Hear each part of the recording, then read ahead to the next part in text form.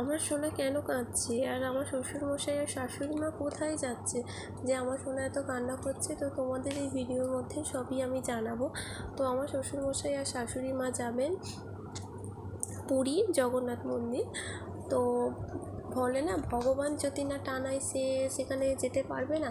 তো ভগবান টানিয়েছে বলেই তো তারা যেতে পারছে। আর কিছুদিন পরেই তো রথযাত্রা। তো ওনাদের মানে ভগবানকে যদি মন থেকে ডাকো, ভগবান ঠিকই তোমাদের টানাবে।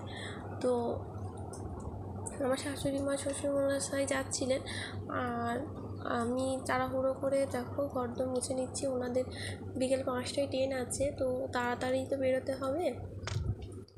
তো সেই কারণেই দেখো ঝটপট করে ঘরদোর ঝাড় দিয়ে নিলাম। একটু তাড়াতাড়ি উঠেছিলাম, তো ঝাড় দিয়ে ভালো করে মুছে নিচ্ছিলাম। উনুনটা আগে নাতা দিয়ে দিয়েছি, একটু গোবর নিয়ে আসছিলাম, নিয়ে এসে তারপরে দেখো ব্রাশ করে নিচ্ছি।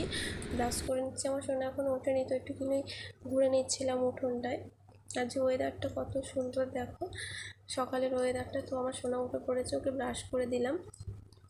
আর কি খাবার করেছিলাম দেখো, আলু সিদ্ধ ভাত করেছিলাম, আর এটা নিয়ে যাবে টিফিনে। তো রুটি আর আলু ভাজা। তারপরে ঠাকুরকে সেবা দিয়ে দিচ্ছিলাম। ঠাকুরকে সেবা দিয়ে দেওয়ার পরে দেখি বাইরে কত জোরে বৃষ্টি এসছে। তো বৃষ্টির মধ্যেই দেখো আমি প্রথমে ঠাকুরের গামলাটা ধুয়ে নিয়েছি। আর এই বৃষ্টির মধ্যে বাবা মাকে বেরোতে হবে, তো আমার সোনাকে একটু আদর করছে। আমার সোনা তো প্রচণ্ড কান্না করছিল। তো ভিডিওটা কেমন লাগলো